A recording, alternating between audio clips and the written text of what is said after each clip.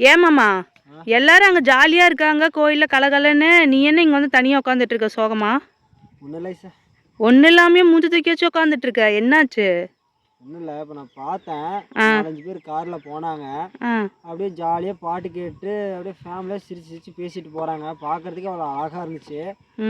அது பார்க்கும்போது எனக்கு ஒரு வருத்தம், நம்ம எப்படா இது மாதிரி கார் வாங்குறது, வாங்கி நீ நானும் தக்ஷ் இந்த மாதிரி ஜாலியாக பாட்டு கேட்டு லாங் ட்ராவல் போகிறது அப்படின்னு சொல்லி நினச்சேன்.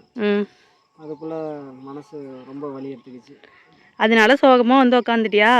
கண்டிப்பாக நாமளும் கார் வாங்குவோமாம்மா, வருத்தப்படாத. கண்டிப்பாக இந்த 1 இயர்க்குள்ளே நீ வேணால் எழுதி வச்சுக்கோவேன், நாமளும் கார் வாங்குவோம். நாம் மட்டும் என்ன, நம்ம குடும்பத்தோடு எல்லாத்தையும் கூட்டிகிட்டு திருப்பதிக்கு போய் உனக்கு மொட்டை போட்டுடலாம். கார் வாங்குறேன்னு சொல்லு, சந்தோஷமாக இருக்கு. மொட்டை போடுறேன்னு சொல்லாது, இப்போதான் போட்டேன்.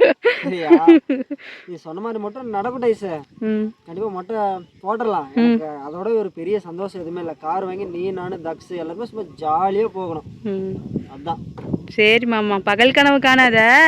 எல்லாரும் சாப்பிட்டாங்க, இலை எடுக்கணும்னு சொன்னாங்க, அதுக்கு தான் கூப்பிட வந்தேன். சீக்கிரம் ஒடியா ஒடியா ஒடியா ஒடியா.